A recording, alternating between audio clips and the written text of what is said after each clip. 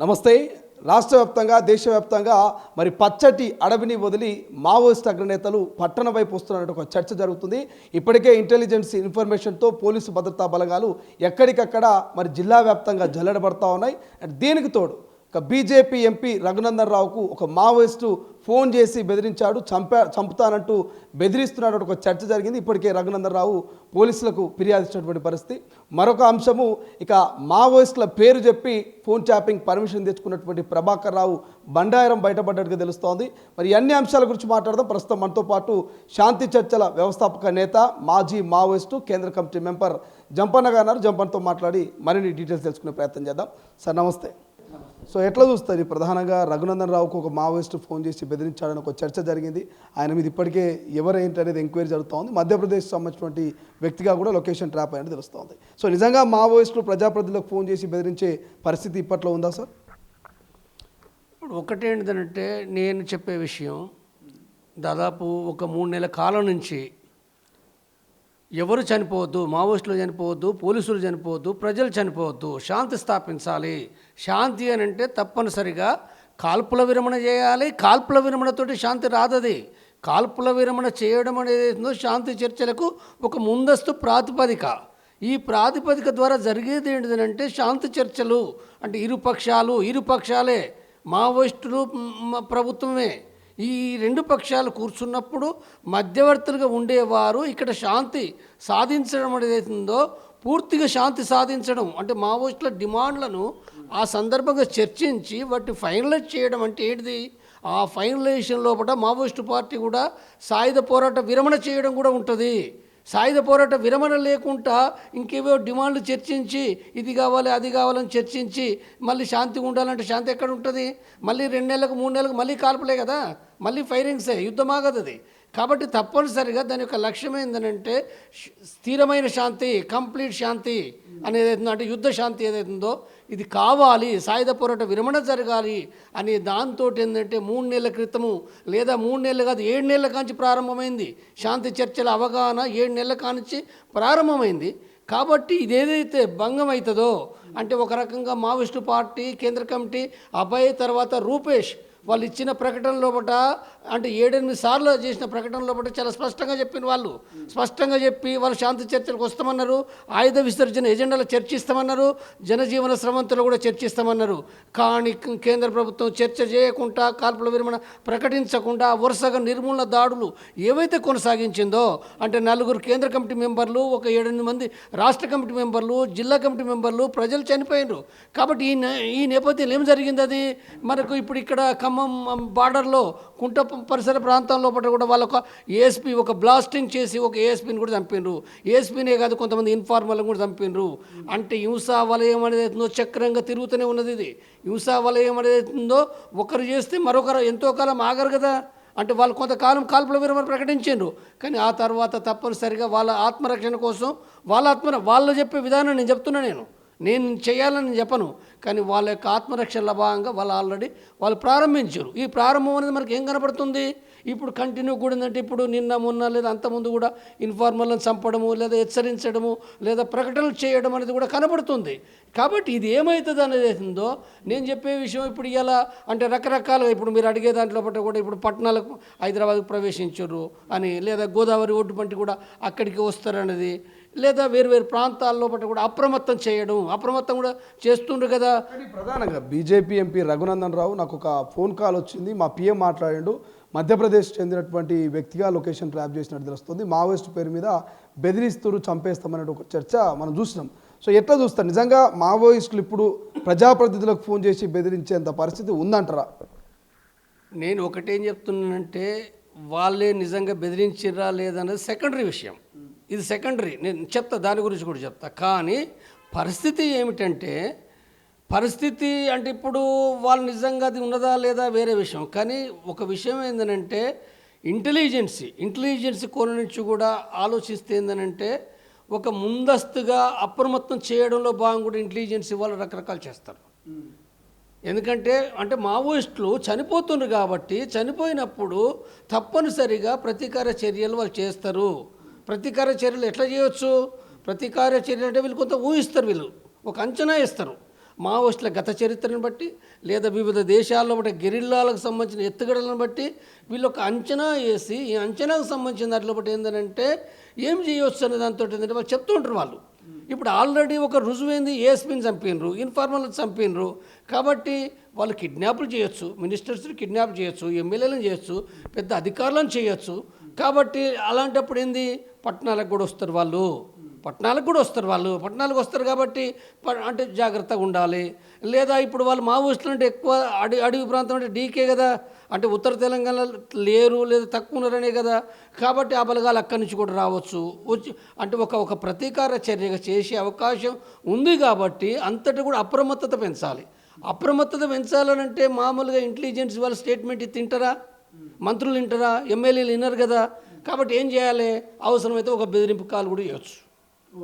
నేను అది అంటే వాళ్ళు నిజంగా మావోయిస్టులు చేసిరా లేదా నేను చెప్పే కంటే కూడా సాధారణంగా వాళ్ళు చేయాలని కూడా చేసేస్తారు వాళ్ళు, అది వేరే విషయం. చేయాలని కూడా చేస్తారు, అది కిడ్నాప్ చేయాలని కూడా చేస్తారు, కానీ చెప్పి చేయరు వాళ్ళు. కాబట్టి ఇప్పుడు ఇక్కడ అంటే నిజంగా మావోయిస్టులు చేసిరా లేదా ఇంటెలిజెన్స్ వాళ్ళు తేల్చేస్తారు. కానీ అంటే అందరినీ అప్రమత్తం చేయడానికి ఈ రకంగా చేస్తారని ఒక వార్నింగ్ ఇచ్చినప్పుడు ఏమవుతారంటే అప్రమత్తం అవుతారు. కాబట్టి ఆ రకంగా జరగవచ్చు. లేకపోతే రఘునందన్ రావు తనేమైనా అంటే ఒక పొలిటికల్ ఇమేజ్ కోసం నాకు థ్రెట్ ఉంది, నాకు రక్షణ పెంచండి, లేకపోతే నేను చాలా బీజేపీలో కూడా ప్రముఖమైన నాయకుడిని అని చెప్పుకోవడానికి కూడా తనేమైనా చేయించుకుంటే కూడా ఎవరు చెప్పలేరు కదా, ఏ రకంగానే జరగవచ్చు. కాబట్టి అయితే ఒక రకంగా మావోయిస్టు పార్టీ ప్రతీకారం అంటే వాళ్ళ యొక్క ఆత్మరక్షణలో భాగంగా వాళ్ళు ఆంబుజ్ చేస్తుండ్రు, ఇన్ఫార్మర్లను చంపుతుండ్రు. తర్వాత వాళ్ళు ఇంకా చర్యలు చేయొచ్చు. అంటే వాళ్ళ శక్తి ఏదైతే ఉందో తగ్గిపోలే కదా, పూర్తిగా తగ్గిపోలే. వాళ్ళు 16 రాష్ట్రాలు కాకపోతే 10 రాష్ట్రాల్లో 8 రాష్ట్రాల్లో తక్కువనో ఎక్కువనో ఉన్నారు. కాబట్టి వాళ్ళని వాళ్ళు రక్షించుకుంటూ వాళ్ళు తక్కువ కాదు. ఇప్పుడు కొన్ని సరే ఎన్ని వేల సంఖ్య ఉన్నారని వేరు, వాళ్ళు 50 మంది ఉన్నప్పుడు కూడా ప్రతిఘటన చేసిర్రు. వాళ్ళు 50 మంది ఉన్నప్పుడు నేను ఉదాహరణ చెప్తున్నా, 1984 లోపట ఆంధ్రప్రదేశ్ రాష్ట్రం లోపట 100 మంది కూడా లేరు. 85 నిర్బంధంలో చనిపోయారు, చాలామంది చనిపోయారు, లొంగిపోయారు, అరెస్ట్ అయినరు. మరి తక్కువ సంఖ్యలో ఉన్న వాళ్ళు కూడా చేసారు కదా. మరి తక్కువ సంఖ్య ఉన్నప్పుడు కూడా అంబుషులు చేసారు, తక్కువ సంఖ్య ఉన్నప్పుడు కూడా కిడ్నాప్ చేసారు, ఇవన్నీ రైడ్ చేసారు. కాబట్టి అంటే తక్కువ సంఖ్య ఉంటే చెయ్యరు అనేది కాదు, ఇబ్బందులు అప్పటికిప్పటికి చాలా తేడాలున్నాయి. చాలా అంత ఈజీ కాదు మావోయిస్టులకు సులభంగా. అంటే ఇప్పుడు ఇక్కడికి పట్టణాలకు వచ్చేసి చేయడం సులభం కాదు ఆనట్లాగా. కానీ అన్నంత మాత్రాన కూడా ఏంటంటే ఏమి చేయరని కూడా ఏమీ లేదు. అంటే తప్పనిసరిగా అంటే వాళ్ళని వాళ్ళు రక్షించుకోవడానికి కొత్త ఎత్తుగడలు, కొత్త పద్ధతులు, కొత్త శక్తిని సంపాదించుకుని కూడా చేసే అవకాశాలు చాలా ఉంటాయి. వాళ్ళ అంటే పూర్తిగా చేతులు కట్టుకొని ఉండరు కదా. కాబట్టి ఇదే జరగవచ్చు, ఏమైనా జరగవచ్చు, మనం ఊహించని కొత్త విషయాలు కూడా జరగవచ్చు. జనరల్గా వర్షాకాలంలో కొంత ఎన్కౌంటర్లు జరగవు, కూంబింగ్ అనేది నిర్వహించారు అనేది ఒక చర్చ కూడా ఉన్నది. సో ఈసారి వర్షాకాలం మొదలైంది, అడవులన్నీ కూడా పచ్చబడుతున్నాయి, ఎన్కౌంటర్లు ఆపే పరిస్థితి కనిపిస్తుంది. ఎందుకంటే వైపు శాంతి చర్చలు అంటున్నారు, బట్ కేంద్ర ప్రభుత్వం ఎక్కడ కూడా ఆగట్లేదు. ఒకవేళ ఎన్కౌంటర్లు ఆపితే ఎట్లా ఉంటుందో, ఆపకపోతే ఎట్లుంటుంది మావోయిస్టుల పరిస్థితి? కేంద్ర హోంమంత్రి అమిత్ షా మొన్న ఛత్తీస్గఢ్లో మాట్లాడాడు, నిద్రపోనీయము, మేము మావోయిస్టులు నిద్రపోనీయము అంటే ఎంతో కొంత వర్షాకాలం ఏదైతే తెరిపి ఉంటుందో అంటే దాడులు ఉండే అనేది ఉందో ఇప్పుడు అది కూడా మేము కంటిన్యూ చేస్తామన్నాడు. వాస్తవంగా అమిత్ షా మాట్లాడింది ఇది అంటే ఇప్పుడు దాడులు జరగలేదా? వర్షాకాలంలో కూడా మావోయిస్టుల పైన దాడులు జరగటం లేదా? గత 20 ఏళ్ళ నుంచి 30 ఏళ్ళ నుంచి కూడా వర్షాకాలం సైతం కూడా దాడులు జరుగుతున్నాయి. ఇక్కడ దండకారణలో జరిగినాయి, ఒరిస్సాలో జరిగినాయి, తెలంగాణలో జరిగింది, బీహార్లో జరిగినాయి, జార్ఖండ్లో జరిగినాయి, చాలా నష్టాలు జరిగినాయి. దాడులు జరగకుంటే ఏమీ లేవు. ఎందుకు వర్షాకాలంలో కొంత దాడుల్ని కొన్నిసార్లు జరపకుండా ఉంటారు? ప్రధాన కారణాలు ఏంటి? అడవి పచ్చగా మారడమా, ఇంకేమైనా కారణాలు ఉంటాయా? అడవి మారడం అంటే దట్టంగా కావడం ఒకటైతే, అంటే ఎండాకాలం మొత్తం ఆకు రాలిపోతుంది కదా, ఆకు రాలిపోయే కాలంలో కూడా చాలా దూరంగా కూడా మనుషుల కదలిక కనపడుతుంది. వర్షాకాలం అయితే దూరంగా కనపడదు, అది చాలా దగ్గరికి పోతుంది తప్ప అర్థం కాదు అది. ఇదొక విషయం. అయితే రెండో విషయం ఏంటంటే ఎండాకాలం వాటర్ ఉండదు. ఎండాకాలం వాటర్ అనేది ఉందో కొన్ని ప్రాంతాలనే ఉంటుంది, కొన్ని ప్రాంతాల్లో అక్కడ చెలిమదిస్తే చెలిమెళ్తుంది, అంతటా వాగు పారది, నదులు పారాయి, తోగులు పారాయి. కాబట్టి వాటర్ పాయింట్స్ తక్కువ ఉంటాయి. కాబట్టి ఇప్పుడు అందుకోసమే వేట చేసే ప్రజలు ఏం చేస్తున్నారంటే ఎక్కడైతే వాటర్ పాయింట్ ఉంటుందో అక్కడ మాటు కాసి ఉంటే జంతువులు వచ్చి పడతాయి. ఎక్కువ ఎండాకాలమే జంతువులు చనిపోతాయి. కాబట్టి ఇప్పుడు మావోయిస్టులు కూడా ఏంటంటే వాటర్ కోసం తప్పనిసరిగా ఆ పాయింట్కి వస్తారు కాబట్టి అక్కడ ఆంబుష్లు పెట్టుకొని ఉంటారు, లేదా కంటిన్యూ కోంబింగ్ చేస్తారు. కాబట్టి ఇదొక స్థితి. అయితే వాళ్ళు ఎండాకాలంలో పాటు కూడా చాలా రక్షణ తీసుకుంటారు, వాటర్ కూడా వేరు వేరు రాత్రి తెచ్చుకుంటారు, లేకపోతే రాత్రి వంటలు చేసుకుంటారు. ఎన్నో ఉన్నాయి, అలా ఎత్తుగలు చాలా మారినాయి ఎండాకాలంలో పాటు కూడా వాళ్ళు రక్షించుకునే విధానము. ఇప్పుడు వర్షాకాలం వస్తే కూడా ఏంటంటే వర్షాకాలం కూడా గత 20-30 సంవత్సరాల నుంచి కూడా పోలీసు బలగాలు అంటే సాధారణ సిఆర్పిఎఫ్ కాదు, సాధారణ స్టేషన్ ఫోర్స్ కాదు. ఈ ఫోర్స్ ఏంటంటే స్పెషల్ ఫోర్స్ అనేది అవుతుందో మొట్టమొదటిగా తెలంగాణ గ్రౌండ్స్ ప్రారంభించిన స్పెషల్ ఫోర్సు అన్ని రాష్ట్రాల్లో కేంద్ర ప్రభుత్వంతో సహా స్పెషల్ ఫోర్స్ అనేది ఏందో వాళ్ళు ట్రైనింగ్ ఇస్తున్నారు, ఆర్గనైజ్ చేస్తున్నారు. అంటే వాళ్ళు ఎట్లుంటున్నారంటే ఆ స్పెషల్ ఫోర్స్ సూత్రం ఏంటంటే గెరిల్లాల వలనే పోరాడాలని ఒక అండర్స్టాండింగ్ తోటి ఉంటుంది. అంటే గెరిల్లాలు ఎట్లయితే వర్షంలో తడుచుకుంటూ పోతారో, ఎండలు ఎట్లయితే ఉంటారో, చలిలు ఎట్లయితే ఉంటారో, ఎన్ని ఇబ్బందులు కోరుస్తారో, వీళ్ళు కూడా ఈ స్పెషల్ ఫోర్స్ కూడా అన్ని ఇబ్బందులకు ఓర్చుకునే వాళ్ళు మాత్రమే. అంటే వాళ్ళకి ఎక్కువ అంటే పైసలు ఇస్తారు, అనేక అవన్నీ ఉంటాయి. తర్వాత వాళ్ళకి బుల్లెట్ ప్రూఫ్స్ ఉంటాయి, స్పెషల్ ఆర్మ్స్ ఉంటాయి, ఇవన్నీ ఉంటాయి. కానీ వాళ్ళ యొక్క మైండ్ సెట్ ఏంటంటే గెరిల్లాలాగా పోరాడే విధంగా కూడా వాళ్ళకి ఆ శిక్షణ ఇస్తారు. ఆ శిక్షణ ఉంటుంది కాబట్టి వాళ్ళు ఏం చేస్తారు, వాళ్ళు అంటే నదులు కూడా అడ్డమవుతాయి కదా, వాగులు అడ్డమవుతాయి కదా, పొంగి పొలుతుంటే కూడా వాళ్ళు పోతారు. వాళ్ళు కూడా పడవలల్లో పోతారు, నావలల్లో పోతారు, లేకపోతే వేరు పద్ధతుల బట్టి ఇప్పుడు కొన్ని ఫోటోలు కూడా వస్తున్నాయి. ఇంద్రావతి నది దాటేటప్పుడు కూడా పోలీసులకు ఇక్కడి వరకు కూడా నీళ్ళు వస్తుంటే కూడా వాళ్ళు పోతుండ్రు. కాబట్టి ఈ రకంగా పోతారు. తర్వాత వర్షంలో కూడా తడుచుకుంటూ కూడా పోతారు, వాళ్ళు కూడా తడుచుకుంటూ పోతుండ్రు. వాళ్ళు ఎండ లోపల కూడా నీళ్ళు ఇప్పుడు కరెగుట్టలు మొన్న విన్నామను, నీళ్ళు లేకుండా కూడా మరి కొంతమంది సరే ఇబ్బంది పడ్డారు కాబట్టి వెళ్ళొచ్చారు, కానీ మరి ఎండ లోపల కూడా పోతుండ్రు కదా. కాబట్టి వర్షాకాలం లోపల కూడా ఆ బలగాలు మూవ్ కావడం అనేది, దాడులు చేయడం అనేది కొత్త కాదు మావోయిస్టులకు. కాబట్టి ఏమవుతుంది అంటే ఇప్పుడు వర్షాకాలం వాళ్ళు మావోయిస్టులు టెంట్లు వేసుకున్నారనుకో, అవి కూడా అర్థమవుతాయి. కాబట్టి వాళ్ళు టెంట్లు కూడా వేసుకోరు. కొన్ని సందర్భాల భారీ వర్షం కుంభవర్షం పడుతున్నప్పుడే టెంట్ వేస్తారు తప్ప వర్షం పడతలేదు అనుకుంటే తీసి పడేస్తారు వెంటనే. కాబట్టి ఎన్నో రకాల వాళ్ళు కూడా జాగ్రత్తలు తీసుకుంటారు. అంటే వర్షాకాలం కూడా దాడులు చేస్తారు కాబట్టి దాంట్లో పాటు అవసరమైన జాగ్రత్తలు ఏవైతున్నాయో పోలీసులు ఏ రకంగానైతే వస్తుందో దాని తగిన కొత్త జాగ్రత్తలు కూడా వాళ్ళు తీసుకోవడం అనేది కూడా వాళ్ళు చేస్తారు. ఎప్పుడైతే సరైన జాగ్రత్తలు తీసుకుని వాళ్ళు నష్టపోతారు, వాళ్ళు మావోయిస్టులు. అంటే నష్టాలు జరగవచ్చు. ఇప్పుడు జరిగే నష్టాల్లో పట్ల కూడా ఒక చిన్న మిస్టేక్ కూడా ఏంటంటే ఒక పెద్ద నష్టానికి దారితీస్తుంది. కాబట్టి ఇవన్నీ ఎంత వాళ్ళు జాగ్రత్తగా ఉండగలిగితే అంత నష్టాలు తగ్గించుకుంటారు. అయితే ఈ నష్టాలు పొందుతూనే అంటే 26 మార్చి నాటికి క్లోజ్ అయిద్ది అనేది ఉందో అది రాంగ్. అది నష్టాలు ఎక్కువ చేస్తాడు కానీ మొత్తంగా నిర్మూలిస్తాడు. వాళ్ళు కూడా వాళ్ళు బతకాలనుకుంటారు కదా, విప్లవం చేయాలనుకున్నాడు, బతకాలనుకుంటాడు కదా, కొత్త పద్ధతులు అవలంబిస్తాడు కదా, పాత పద్ధతులు విడనాడుతాడు కదా, తప్పనిసరిగా ఆ పద్ధతులు కూడా వాళ్ళు మార్చుకుంటారు వాళ్ళు. సో ఇప్పుడు ఈ ఫోన్ ట్యాపింగ్ వ్యవహారం కనుక మనం చూస్తే ఈ ప్రభాకర్ రావు అనే వ్యక్తి ఫోన్ ట్యాపింగ్ సంబంధించి పర్మిషన్ ఎట్లా తీసుకున్నట్టే మావోయిస్టుల ఫోన్లు ట్యాప్ చేస్తాం, మావోయిస్టు సానుభూతి పరుల ఫోన్లు ట్యాప్ చేస్తామని చెప్పేసి మరి పర్మిషన్ తీసుకొని ప్రజాప్రతినిధులయ్యి, వ్యాపారవేత్తలు, సినీ ప్రముఖులయ్యి, సామాన్యులు కూడా ఫోన్ ట్యాప్ చేసినట్టు ఒక చర్చ జరుగుతున్నది. ఎట్లా చూస్తారు మావోయిస్టుల పేరుతో ఫోన్ ట్యాపింగ్ చేయడం? గతంలో మావోయిస్టులు కూడా ఫోన్ ట్యాపులు జరిగినాయి. ఫోన్ ట్యాపింగ్ అనేది ఏందో ఈ చర్చ జరగడం ఒక డ్రామా. ఇదొక డ్రామా. ఎందుకు డ్రామా? ఫోన్ ట్యాపింగ్ చేయడం అనేది అంటే ఇప్పుడు ఇక్కడ వచ్చిందంటే మావోయిస్టుల కోసం చేసినది. ఎప్పటి నుంచి చేస్తుండ్రు? వెనకటి నుంచి చేస్తుండ్రు, కొత్త ఏం కాదు. వాస్తవంగా ఫోన్ ట్యాపింగ్ అనేది ఉందో ప్రతి జిల్లా ఎస్పీ దగ్గర కూడా ఫోన్ ట్యాపింగ్ మిషన్స్ ఉన్నాయి. ఇవాళ కాదు ఉన్నది. నేను ఎప్పుడు చెప్తున్నంటే 2000కు ముందు నుంచే, అంటే మావోయిస్టుల పైన ఇవాళ కొత్త కాదు అది. 2000కు ముందు నుంచే ప్రతి జిల్లా ఎస్పీ దగ్గర ఫోన్ ట్యాపింగ్ మిషన్స్ ఉన్నాయి. అన్ని జిల్లాలకు కాదు, ఎక్కడైతే మావోయిస్టులు ఉన్నారో అక్కడ ఆ ట్యాపింగ్ మిషన్స్ ఉన్నాయి. ట్యాపింగ్ మిషన్స్ ఒకసారి మావోయిస్టులకు వ్యతిరేకంగా వచ్చినప్పుడు, ఒకసారి తీవ్రవాదులకు వ్యతిరేకంగా వచ్చినప్పుడు, లేకపోతే ఒకసారి సంఘ వ్యతిరేక శక్తులకు వ్యతిరేకంగా వచ్చినప్పుడు అంతవరకే ఉంటుందా? అంతవరకే ఉన్నదా? తప్పనిసరిగా తనకు వ్యతిరేకమైన అంటే ప్రతి ప్రభుత్వం కూడా ఏంటంటే తనకు వ్యతిరేకమైన వారిపైన నిఘా పెట్టడం అనేది ఎప్పటి నుంచో ఉన్నది. ఉదాహరణకు ఇందిరాగాంధీ ఉంది. ఇందిరాగాంధీ చేతిలో పట్టిన రా అనేది మరి ప్రతిపక్షాలపైన నిఘా పెట్టలేదా? పెట్టకుంటున్నదా? ఏ ప్రభుత్వం పెట్టలేదు. ప్రతి దేశంలో పట్టిన ప్రభుత్వం కూడా ఏంటంటే అంటే వ్యతిరేక ప్రతిపక్షాలు మాత్రమే కాదు, తన పార్టీలో ఉన్న వ్యతిరేకులతో సహా తనకు వ్యతిరేకంగా ఎవడు మాట్లాడుతాడు, ఏం మాట్లాడుతుండు అనే వాటిని కూడా ఏంటంటే వాళ్ళు ఆ నిఘా పెట్టి వాళ్ళు చేస్తారు. అంటే ఒకటే ఏంటంటే అంటే చరిత్రలో గత కాలంలో కూడా మన పాత చరిత్రలో పోతే రాజుల కాలంలో నాటికి కూడా పోతే కూడా ఏంటంటే ప్రతి రాజు తన యొక్క రాజ కుటుంబంలో ఉన్న వారిపైన కూడా నిఘా పెట్టాడు. ఎందుకనంటే వాడు ఎప్పుడు కూల్చేది తెలియదు తనను. అంటే కొడుకు తండ్రిని కూలుస్తాడు, లేకపోతే ఇంకా తమ్ముడు కూలుస్తాడు, ఇంకొకడు కూలుస్తాడు, ఆఖరి తన భార్య కూడా తండ్రిని కూల్చే పరిస్థితులు కూడా ఒక సందర్భంలో ఉన్నాయి.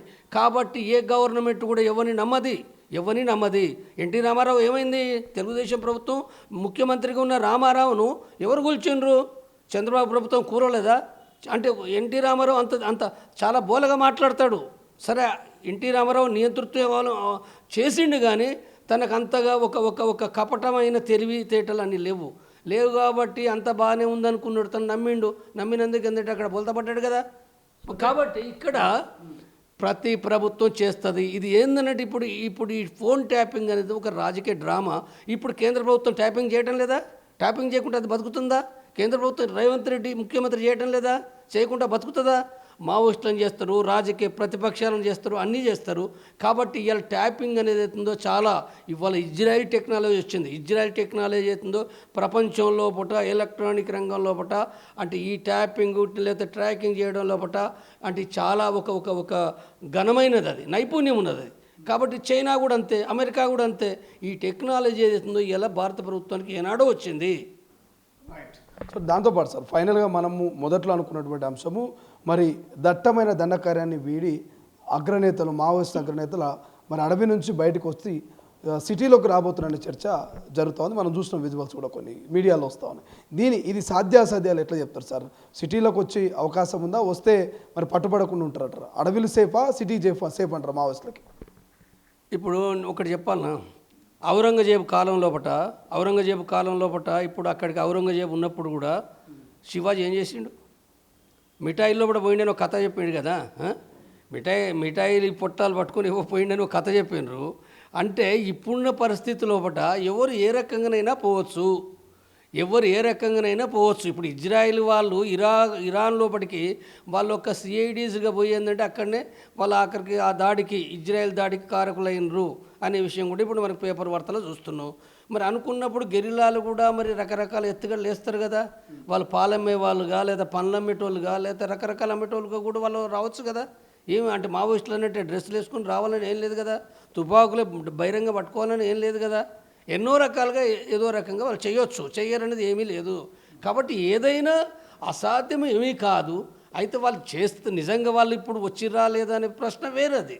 కాబట్టి ఏమైనప్పటికీ కూడా నేను ఏం చెప్తున్నట్టే మళ్ళీ చెప్తున్నా, ఈ హింసా చట్టం అనేది ఉందో దీన్ని సమాప్తం చేయాలంటే కేంద్ర ప్రభుత్వము శాంతి చర్చలు ప్రారంభించాలి, కాల్పుల విరమణ చేయాలి, శాంతి చర్చలు ప్రారంభించాలి. మావోయిస్టులు సైతం కూడా మరింత స్పష్టంగా అంటే ఆల్రెడీ వాళ్ళు అంటే అభయ్ జనజీవన స్రవంతిలో కలిసే విషయం మేము ఆలోచిస్తామన్నాడు.